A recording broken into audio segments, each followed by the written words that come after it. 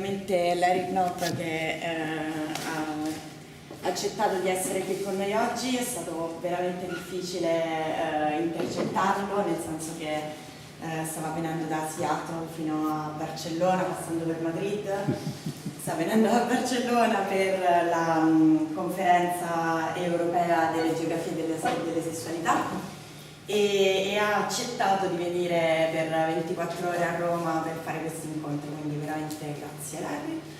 E un ultimo grazie a chi ha permesso questo incontro, e cioè il liceo, anzi il dottorato in ingegneria dell'architettura e dell'urbanistica del liceo della Sapienza, nella persona di Carlo Cellamare e di Giovanni Attili, e ovviamente il GSSI Social Sciences.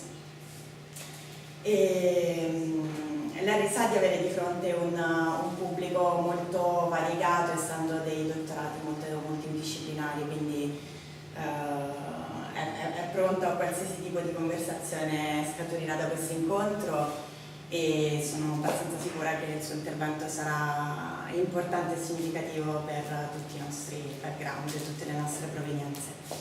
E forse Marco vuoi presentare un po' meglio qual è il background di Larry invece? Assolutamente, innanzitutto grazie di nuovo del ringraziamento per essere qui.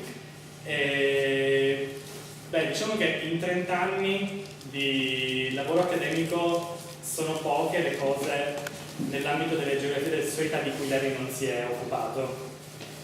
Erano metà degli anni 80 quando Larry pubblicò uno dei suoi primi lavori in cui parlava di come la popolazione gay, la popolazione LGBT, ma soprattutto gay, influenzava la gentrification di alcuni centri città, di alcuni inner cities americane, e di come il fattore diversità veniva usato in maniera speculativa per generare appunto un profitto.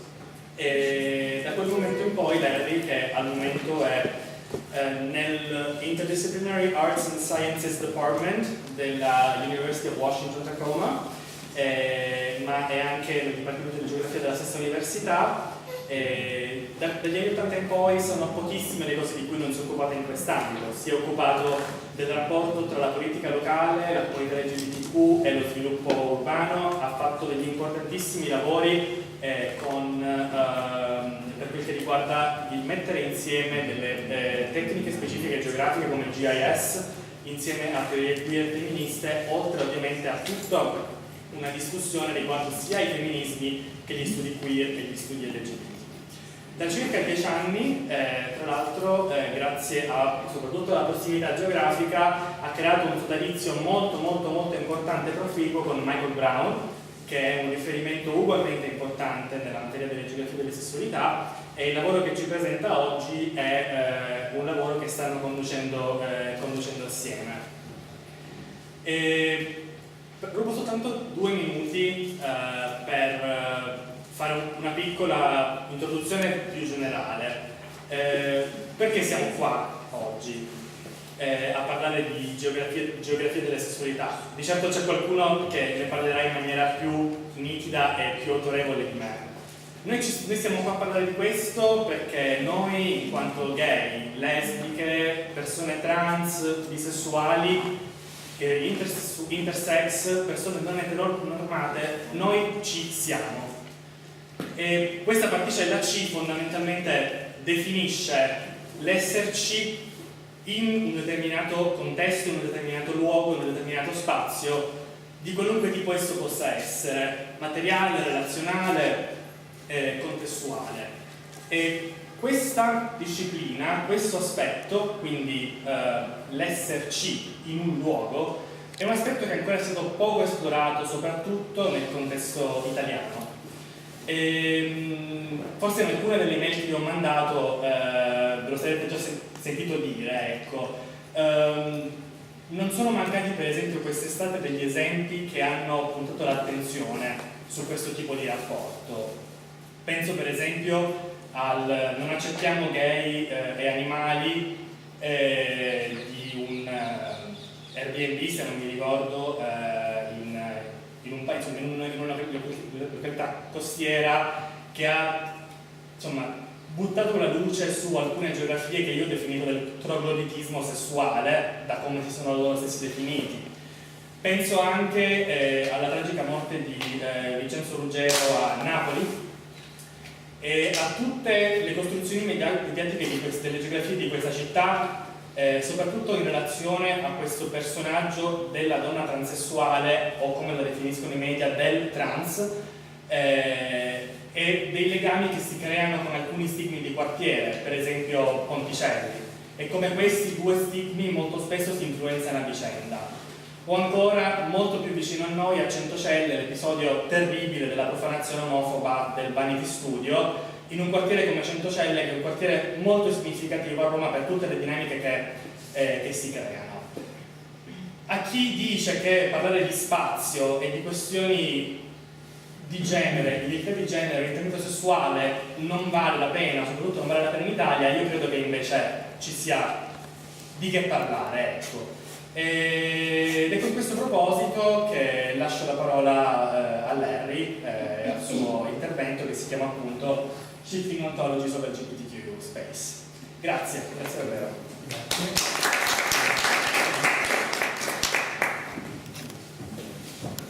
I pick up enough from those two presentations that I believe my recent travels and almost my entire CV were just conveyed to you. I want to begin by just offering a few words of thanks to several people and institutions. First and foremost to Marco here, Marco LaRocca, who I just met last spring in Boston, and who I think went to significant lengths with the cooperation of Carlo Giovanni to make this event happen, and I thank you very much. The accommodations and the personal attention have been wonderful. I also want to thank Serena Olquire, who has been a wonderful host since I have arrived just earlier today, and the Sapienza University Urban Studies program of DICEA, the PhD in Urban Studies, which I understand is helping to cover some of the costs here. I do understand that this is an interdisciplinary audience here, and so I'm happy to discuss some of the concepts and underlying sort of theory and ideas here at the end further. But what I really want to do today is to introduce you to the latest project that my collaborator, longtime collaborator, Michael Brown, and I are just in the very early stages of developing, and this is a project that we are calling Shifting, actually we're calling it Shifting Ontologies and Spatialities, spatial characteristics of LGBTQ life. This particular small study is a piece of that larger project for which we are going to seek funding very soon. And in fact, we're using this as a sort of proof of concept for the larger project funding application, which we'll be putting together over the next year and submitting to the National Science Foundation of the U.S. We'll see how that goes given the current administration and congressional leadership in the United States. I want to just define a few terms very quickly. And I do understand that Marco put a tremendous amount of effort into translation, both of the slides and the text that you have here. So some of this, in fact, much of what I'm going to say is available to you in Italian in the text that you have, and you'll see that much of it is also on the slides. But when I talk about spatialities, which was a term I didn't put in this title here, I'm meaning the various spatial patterns and processes and practices and relationships that characterize LGBTQ life. What I'm focusing on today are ontologies, and by ontologies I'm referring to those spaces and places and patterns and other features of LGBTQ life that are understood, especially but not only in the minds and imaginations of LGBTQ people, as existing in some sense, particularly in a material sense. And not just as existing, but as doing some kind of constitutive work in the sense that they bring order and meaning to LGBTQ life, both from the perspectives of LGBTQ people and others in the broader society. Now, why is this important? That's something we can discuss further later, but I would just offer two fundamental reasons. One is that sexuality and sexual norms and sexual processes and sexual practices, sexual cultures, basically sex and sexuality, have always been central to the fabric of human social life. Arguably, especially in cities, but not only in cities, even if many of the norms around sexuality have made it very hard at times to talk about this. And the opposite, the second reason, is the opposite, which is that the converse is true. That spatial norms and processes and practices, from the design of homes to the ways in which neighborhoods evolve and cities are designed, to the jurisdictional organization of space, to migration and immigration practices and processes and laws, and much more. All of these things shape profoundly the sexual lives and identities and possibilities that confront people in their daily lives. So this ranges from the ability to come out of the closet or not, for example, through to the ability to forge identity and community, to the ability to find friends and partners, to the ability to develop social and political clout. Now, the scholarly literature in what's come to be known as sexuality and space studies is actually rife with a number of recognized ontologies, that is, kinds of spaces that seem to matter and seem to be real in some sort of, as I said, a constitutive sense. Examples of this include the closet itself, that space of denial and of repression and of perhaps a certain kind of empowerment from which people oftentimes emerge when they come out, to the city itself, to the neighborhood in the city, oftentimes particularly the gentrified neighborhood, although now in many ways the gentrified neighborhood is working against the further elaboration and development of LGBTQ communities and empowerment. Bars are recognized, other commercial establishments and spaces.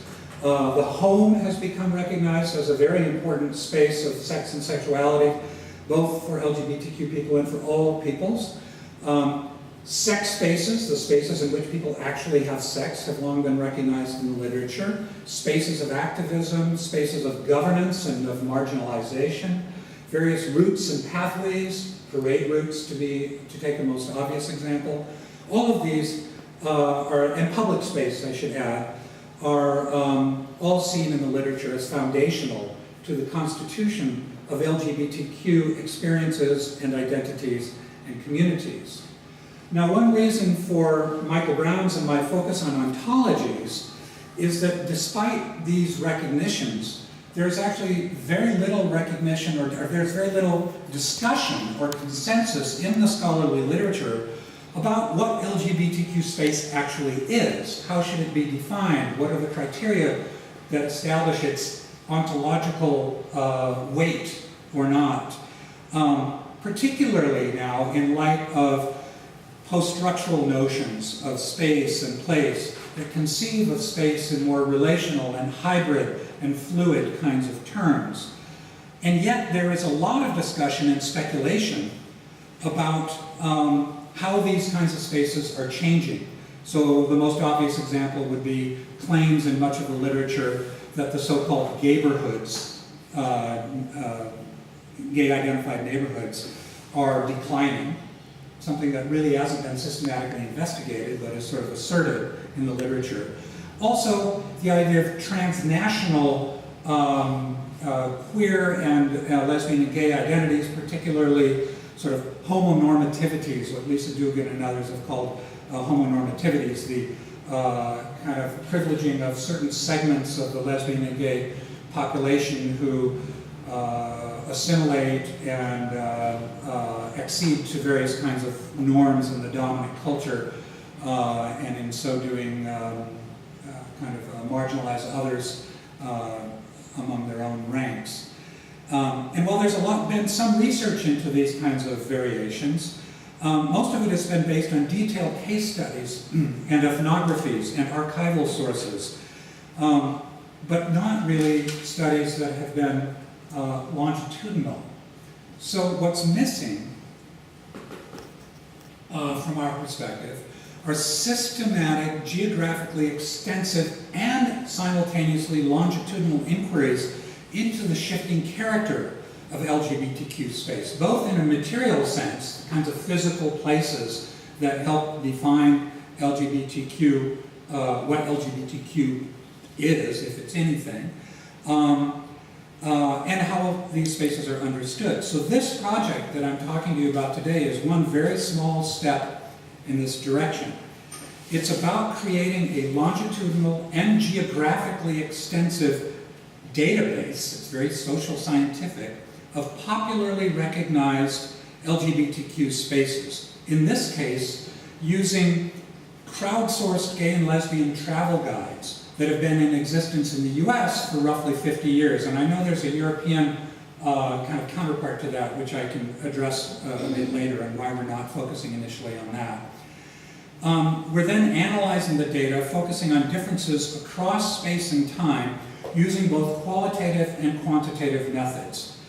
And the study also focuses, for now, on less studied cities of different sizes, in this case in different regions of the US. But our plan, if all goes well with funding, is for the database to include all places listed in these travel guides, which actually include Canada and Mexico, and for it to become publicly available and expandable so that others from around the world may contribute to it and draw from it to conduct their own research for their own purposes, reflecting their own agendas and their own positionalities. So the basic research question that we are posing in this larger project, and also in this particular pilot study, is what is LGBTQ space, and how has it changed over time?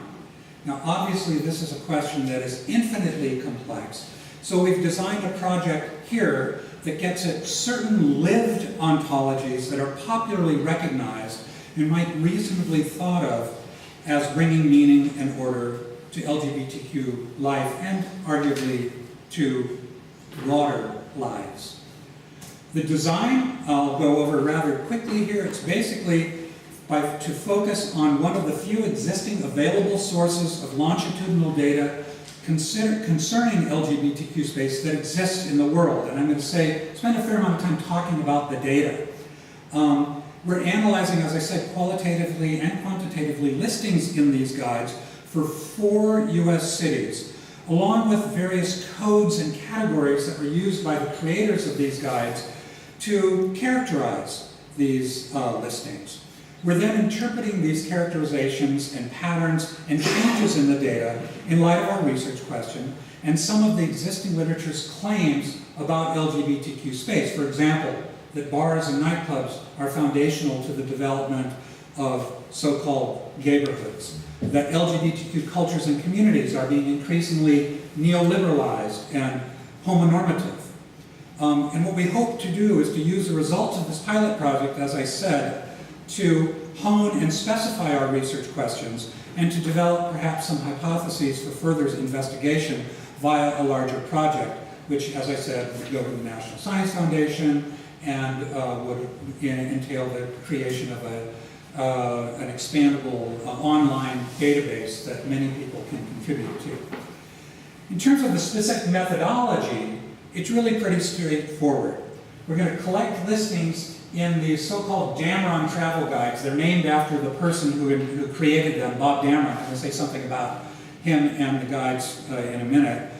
Collect listings in those guides for these 4 cities, identify the codes and the categories and qualitative characteristics that were used to describe the listings for those 4 cities over time, identify changes in the types and numbers and duration of listings and the codes and categories by city, and then return to the literature as a guide for interpreting the results. But first, just a few comments about the data and where it comes from.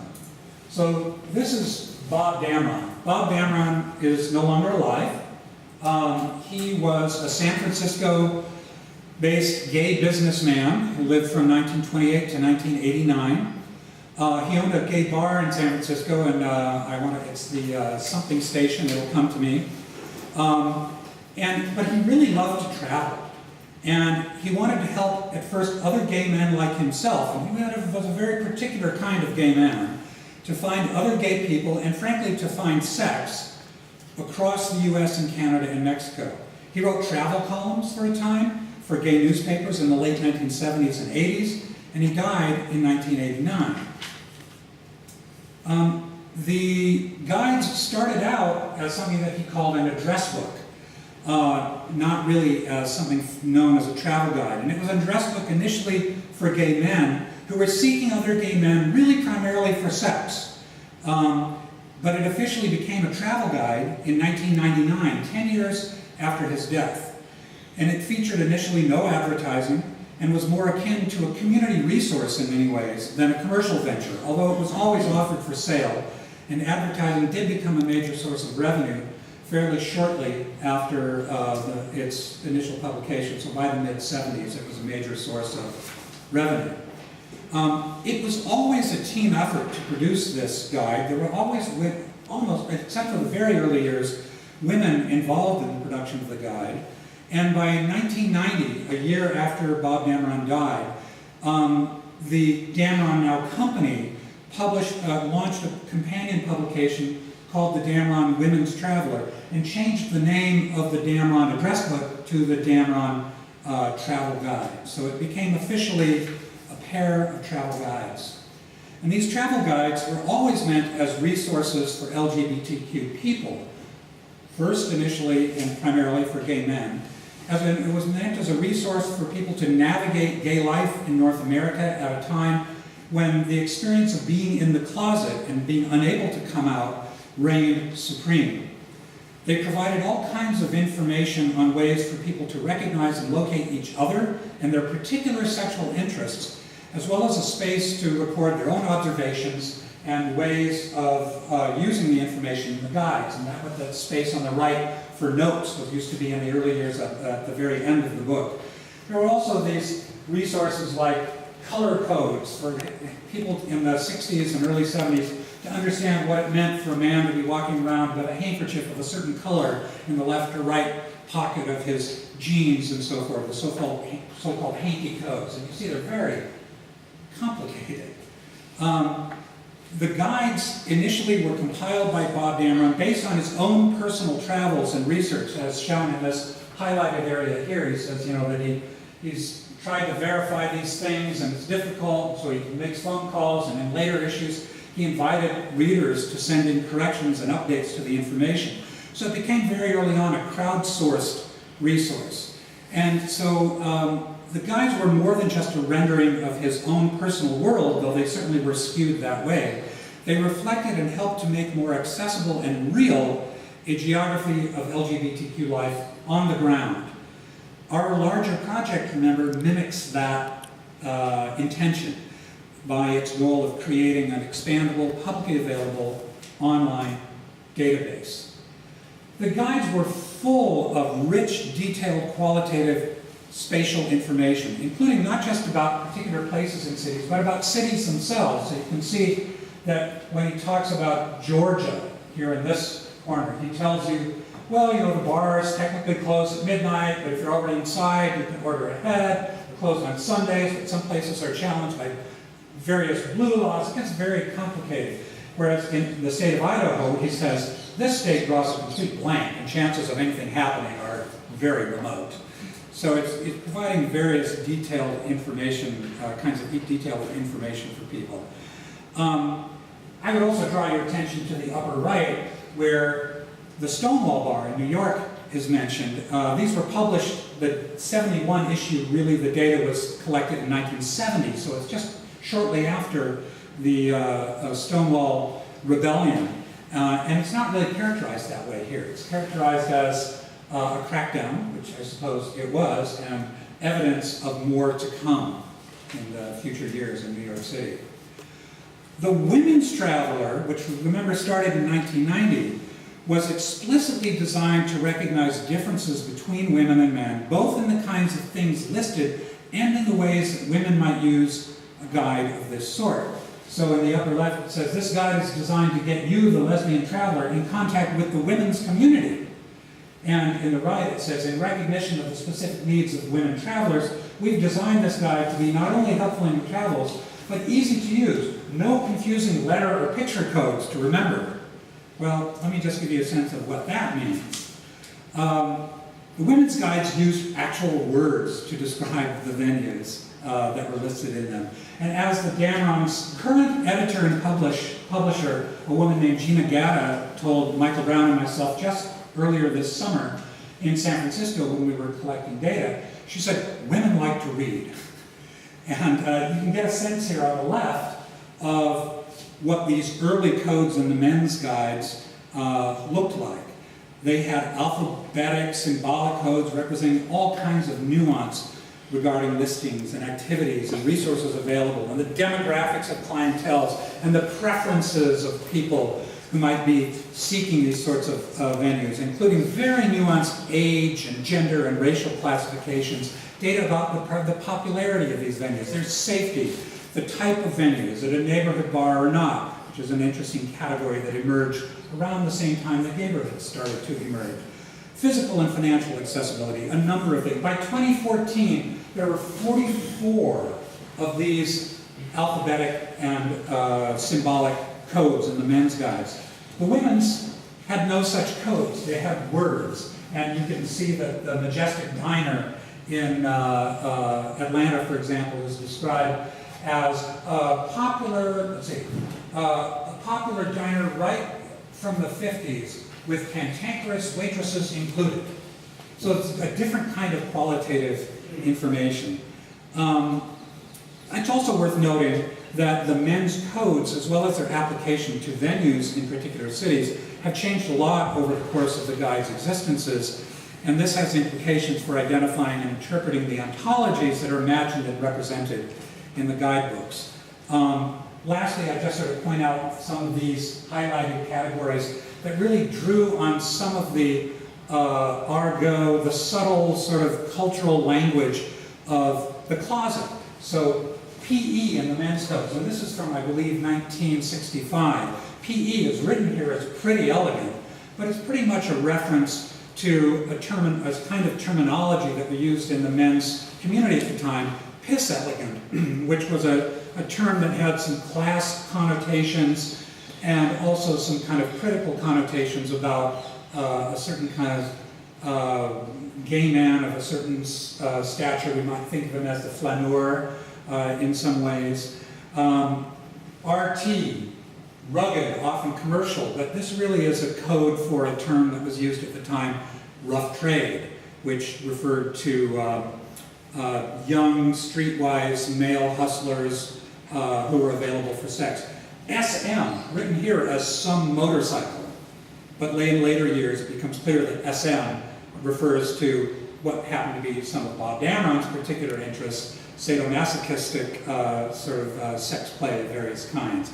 So again, the ontologies produced for the address books and travel guides both reflected and helped instantiate, if not constitute in the first place, certain ontologies by educating and directing readers in their use. Just a couple more comments about differences between men's and women's guides in the way that listings were described in terms of race and ethnicity. And this is really interesting. The men's guides struggled mightily over the years with how to talk about race and ethnicity. And both the men's and women's guides implicitly assumed whiteness as the norm and anything that wasn't white as the deviation from that. The men's guides started first with the only deviation that was recognized was blackness, that was coded with the letter B. And then over time, with sort of different kind of cultural and political kinds of sensitivities coming to the fore, they started with this idea of multiracial, but even the subcategories of multiracial had to be fleshed out. Whereas in the women's guides, it was always just multiracial clientele, which itself was also represented as an unqualified sort of good thing. In 1990, the guide started to add what we call categories. And these are just, the listings were broken down into these different categories. These are a little bit less interesting, but they're not entirely unimportant. They're largely the same for both the men's and women's guides, with some notable exceptions. And you can see here that in the men's guides, there was erotica, adult books, baths, sex clubs, basically sex spaces that were identified. In the women's guides, the only category along those lines was erotica. There were men's clubs and services, which sometimes and oftentimes included sex spaces of some kind, and these did not exist in the women's guides. There was no women's clubs or services, although there were women's accommodations and services. And religious and spiritual organizations were present in both, but ended in different years, which is kind of interesting. And then lastly, I would note that a category named cruisy areas, areas where people could go and sort of look for sex in public spaces, was added in 1972, so long before the other categories were added, and it appeared almost exclusively in the men's guides. Interestingly, one of the cities that we're looking at, there is cruisy areas listed in the women's guide, and it turns out that it's a supermarket, a major supermarket, that was seen as a place for women to meet other women. So this takes me to the 4 cities that we're looking at. For various reasons, we are starting with 4 U.S. cities that represent different regional regions of the country, different economic bases, different political cultures, and different sizes, different sort of ranks in an urban hierarchy. The 4 cities are Seattle, which is a city that both Michael and I are familiar with because we lived there. I happen to have grown up there. This actually provides an advantage in that we can sort of ground truth to some extent the data that we're provided with, and we get a sense of what some of the biases in the data might be. Another on the far right is Worcester, Massachusetts, which is a smaller, historically working class, deindustrialized, old mill working city in New England. That happens to be where Michael is from, so again, we can ground truth some of that. And then 2 cities that neither of us is familiar with, but that represent, again, different levels of the urban hierarchy in different regions. Omaha, Nebraska, a medium-sized to small city in the heart of the culturally conservative Midwest with an agriculturally based economy, largely around meatpacking and transit. And Atlanta, Georgia, sort of vibrant southern hub and with a very diversified economy and one that became more diversified in the post-World War II years. Now this sample obviously limits our ability to make empirical generalizations of various kinds, but it does allow us to reveal patterns of similarity and difference over both time and space as a means to develop preliminary hypotheses for further study. And of course, as we said, future phases of the research after this pilot study will involve adding other cities' listings to the database, making it more representative as it grows. Now, we spent a lot of time this summer looking at the men's guides, the women's guides for various years between 1965, in the case of the men's guides, 1990, and the women's guides, and 2014, which is as recent as we've gotten. I can't do all of that now, so what I'm going to do is give you a sampling. In this case, I'll start with Atlanta, looking at the men's guides in 1965 and 75, and then we'll see in 1990 and 2014. In 1965, you see there were just 6 listings for all of Atlanta at the time, and 2 codes used. M for mixed, meaning mixed clientele, mixed in terms of sexuality, and that one that I mentioned earlier, PE, pretty elegant, which really means piss elegant. And the numbers of listings and codes grows significantly, as one might expect, from the mid-60s to the 70s. But note the continued presence of that PE code, which is oftentimes associated with semi-elegant, sometimes older downtown hotel bars that were very mixed in their clienteles. But also notice that he says at the beginning of Atlanta in 1975, he says, Atlanta, which was once overwhelmingly hissy, hiss elegant, has blossomed out in many directions, and you can pretty much find what you want in the Deep South's #1 metropolis. So there's a little bit of a sense of the old Atlanta and the new Atlanta coming out here. By the mid-1970s, these hotel lounges and PEs were becoming less numerous relative to the other kinds of codes and venues, and they're less often marked as popular with an asterisk, although sometimes they still are.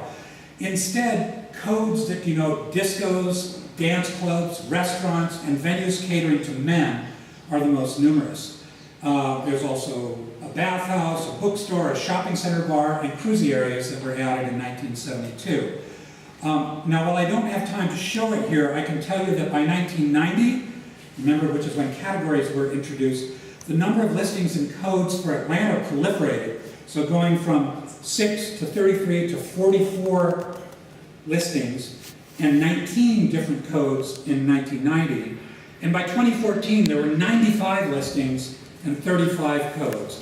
The interesting and important point here, though, is that much of that increase was driven by more and more restaurants and cafes being listed, as well as hotels and other venues offering overnight accommodation. And these overlap a lot with codes referencing mixed venues. Shows, entertainment, dancing, and the availability of food. And the NH, or neighborhood code, also appears by this time. All of this suggesting an increasing integration of LGBT life into sort of mainstream society and culture, at least in Atlanta over this period of time. Now, for a medium-sized city, we'll look at Omaha and the Women's Guide. And remember, those didn't start until 1990. And it's also when those categories came into existence. And you can see that between, I'm taking 1992 here and 2014, neither the number of listings nor the number of categories grew very much in this medium-sized to small city, Omaha, Nebraska. And cafes, restaurants, and bars and nightclubs are the most numerous types of venues listed in both years. But with listings for cafes and restaurants nearly doubling, and bars and nightclubs actually declining a bit. So I'll comment a little bit on what that may suggest at the end of the presentation. Note also that there are changes in other categories listed, including the disappearance of religious organizations that I mentioned earlier. Now, a rich qualitative analysis of how these venues are described awakes our attention. It's not something we've had time to do since we just collected and began processing this data this summer. For the smallest of the 4 cities, Worcester, we're going to go back to the men's guides. And I'll note that in 1965, it didn't even appear. It was too small, it was too conservative to appear in 1965. There were no listings, and only 3 in 1975. But note the appearance of a code for dancing twice. It was the beginning of the disco era, after all. And the appearance again of a hotel lounge characterized as PE, pretty elegant. Now by the 1990, and again, there were too many of them to show on slides here. I'll just describe this to you in words in a minute, or right now. Worcester's listings had increased to 7, actually I am showing them to you right here, across 5 categories, with bars and cruisy areas earning 2 listings each, gyms, health clubs, info lines and services, and religious organizations 1 each, 9 codes used to describe these venues, young crowd dancing, mixed crowds being sort of the predominant kinds of codes. By 2014, the number of listings and categories and codes have all actually gone down in this small city, largely due to the disappearance of that category cruisy areas, but also due to the disappearance of info lines and services and religious organizations. In terms of codes, most are again used only once, though now mixed venues, particularly in terms of gender and those featuring dancing, appear twice. And again, I'll comment on what all this means in a few minutes when I am coming to the end, which is soon. And back to Seattle, the larger, I guess Seattle and Denver or Atlanta are roughly comparable in size. And again, looking at the women's guide, so we're only looking at 2 data points here, 1990 and 2014. There are way too many pages to show you visually here, so I'm again just summarizing these listings. And the pattern here involves a substantial increase in the number of listings between the 2 years, no change at all in the number of categories applied, a sharp increase in the number of restaurants, and a substantial increase in the number of bars and nightclubs. And in the women's guide, this actual increase in the number of bars and nightclubs is bigger even than in the men's guides, although this appears due mostly to more mixed bars appearing in the women's guides in 2014 than in 1990. Also note the increased number of accommodations in 2014 and the fact that they're no longer disaggregated by are they women's accommodations or mixed accommodations. Now they're just accommodations.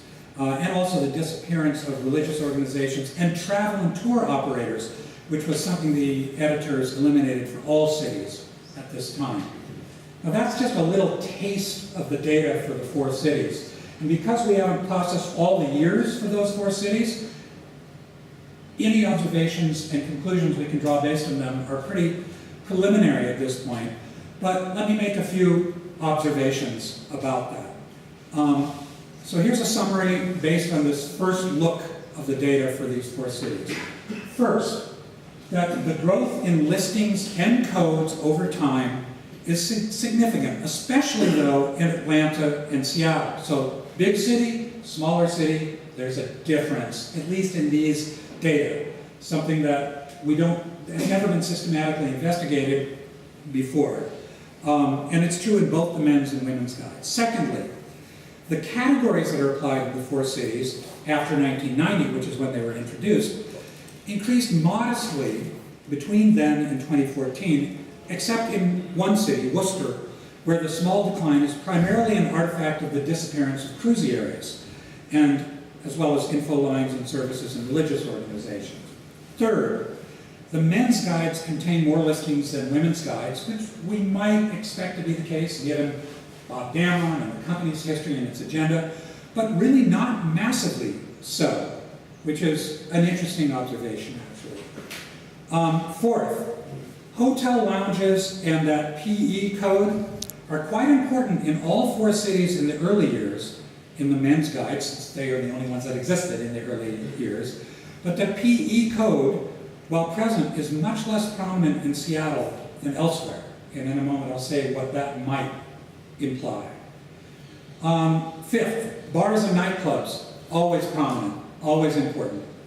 Six, much of the increase in listings by 1990 in both guides, sets of guides, is due to restaurants and cafes, but also to mixed venues of various kinds. And this is true across all 4 cities, something that we think may be significant.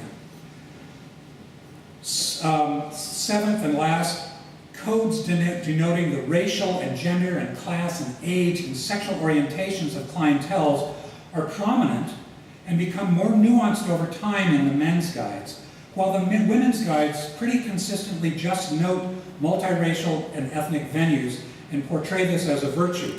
Though, as I said, in both cases they sort of assume whiteness as the norm and then discuss deviations from that. In the men's guides, these also change to reflect changing cultural sensitivities around race and identity politics generally. Eighth, not last, so 7th was not last, my apologies. By 1990, there is a relative increase in codes denoting entertainment and dancing, and mixed, meaning not gay and non-gay clienteles, and neighborhood bars increase in number, especially in Atlanta and Seattle. 9th, cruisy areas, which are very important in early years, especially in smaller cities like Omaha and Worcester, they're very important in early years, and they seem to become less important in later years. They still appear even in today's guides, but they're simply less numerous everywhere. And lastly, this time for real, codes denoting sex and erotica declined by 2014, except in Atlanta, where a few listings under the erotica category appear that weren't there in 1990. So what does all this potentially mean? Well, obviously these results, if we can even call them results, are very preliminary, and a cursory analysis of what is really just a snapshot of the data that we've collected. So interpretations at this point are very tentative, and they need to be carefully assessed through much more thorough processing and analyzing of the data. Still, we would offer the following, I'll get it right this time, 7 possibilities. 1, the early men's guides make the closet as a spatial ontology, as a space of oppression and to some degree empowerment through a knowing by not knowing, as Eve Kosofsky-Sedgwick calls it. It makes the closet legible to its inhabitants across space, in part by utilizing the language and subtle codes of the closet. People traveling to new cities and towns were empowered to find each other and sex via the nuanced spatial and other ontologies represented in the guides. So for example, the mainstream hotel lounges that are described as PE, pretty elegant, or piss elegant. Secondly, growth in the listings, codes, and categories, and I should add to that advertisers, over time, confirms the importance of both material and representational space in the growth of LGBTQ identities and communities across space and time, as does the evolution of the guides from a dress book to formal travel guide. And this is true for both women's and men's guides, which potentially refutes early controversial claims in the literature that I was initially a part of and have subsequently distanced myself from, that gay men may somehow be more innately territorial than women.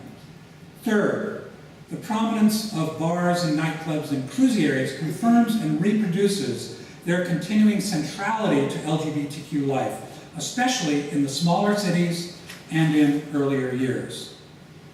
Fourth, the appearance of the Neighborhood Code, or NH, in 1986, and its persistence in Atlanta and Seattle, the 2 large cities, through 2014, tentatively supports claims made in most urban gay histories, of which there are many now, that bars are the building blocks of gayborhoods. Not the only building blocks, but bars and commercial establishments are important building blocks of so-called gayborhoods, gay neighborhoods, and so forth.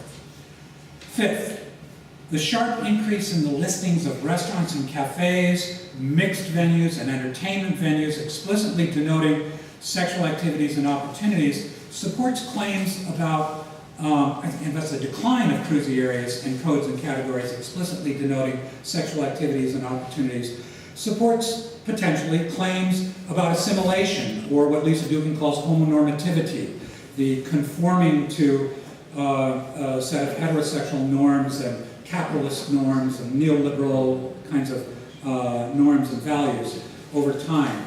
And while these changes may also be the result of editorial decisions, as well as things happening on the ground, even that suggests some kind of shift in LGBTQ cultural norms, because they're percolating themselves into the editorial imaginations of these people producing the guides. Sixth, differences in the ways that men's and women's guides deal with race and ethnicity and the relative absence of that PE category in Seattle in early years, and the huge number of mixed venues listed there in particular in later years, suggest regional differences in LGBTQ cultures. Something that we're really eager to explore further by processing the data more richly and in more nuanced terms. Now, these tentative conclusions are, on the face of it, not really all that unexpected, in most respects not all that interesting. They are mostly consistent with what most case studies and ethnographically based literature suggests, but we would argue that they are nonetheless important, if for no other reason that they are based on quite different kinds of data coming from very different places over a fairly long time span. Moreover, as this database grows and expands, as we hope it will, it's entirely possible that unexpected patterns, especially spatial patterns, so for example, Seattle's relative the absence of the PE category in relative terms in Seattle. More of those sorts of things might turn up and might reveal more interesting things about geographic patterns in the ways in which LGBTQ cultures have evolved over time. I mean, the Q didn't even exist in the 65, 75 time period. This might allow for more complex and nuanced analyses and theorizations of the shifting spatialities of LGBTQ life across space and time. Now, obviously, I have to say something about the limitations of this project, especially at this early stage. This is a pilot study, and itself, as a pilot study, it's far from complete. So, as I've said several times, we need to more systematically process and analyze the data. Even so, the data sources themselves are obviously very partial and biased towards the commercial, as well as the social goals of the Damron company, and earlier than that, Bob Damron himself. And there's no doubt that not all spatial ontologies are captured by these guides, most notably those that are more relational and hybrid and fluid, that might be defined by interactions between some of these spaces across space and time. So, you know, how is Seattle talking to Omaha? Or how is Atlanta talking to Worcester? Though we think there's potential to examine some of these through these guides, through deeper analyses of the codes and categories, and the qualitative descriptors used in the women's guides in particular, and their interrelationships. But because of their partiality and the limited number of cities involved, any empirical generalizations really have to be subject to more critical examination and testing. And finally, because these data are at the moment US-centric and US-based, we are severely limited in drawing broader conclusions about differences that may exist across a broader spatial scale than the ones we're looking at. The obvious source to expand more globally would be the Spartacus guides out of Berlin, and I can talk in questions and answers about why we did not start the Spartacus guides if people are interested. In order to take the research to the next step, though, there are a few things that need to be done. Obviously, we need to complete this pilot project. And that means geocoding the listings in the guides and conducting a spatial analysis of these listings' locations and how they've changed, including mapping these, maybe some dynamic mapping, maybe some animated mapping. We want to look at spatial patterns and how they change using both mapping and spatial statistics of various kinds. And we're particularly interested in whether clusterings of venues exist and how these may vary across space and whether they are scale dependent. In other words, are clusterings more likely to happen in large cities and small cities, or small cities and large cities? We also, as you know, want to put the database online and make it expandable. And in order to do all of this, we really need to secure funding to conduct a full analysis of listings for all cities in the US and potentially Canada and Mexico, all those in the Damron guides, and ultimately to expand the project internationally, perhaps if we can manage access to the Spartacus guides, though these are harder data to get. So that's kind of where we're at with this project. I do want to acknowledge some folks. Gina Gava, the editor-in-chief of the Damron company, has been very, very helpful. Ayanda Masalela, who's a graduate PhD student in geography at the University of Washington. We have a small amount of funding we were able to use to support her for a few weeks to do some initial sort of creation of an Excel database for some of the data from these 4 cities. The University of Washington Tacoma Office of Research and 2 individuals there, particularly Lisa Sasaki and Kara Lucky, and the University of Washington Department of Geography. And with that, I will stop, and I'm happy to take questions and have a conversation. I know I went long, that is my tendency. I tried. Thank you for your attention.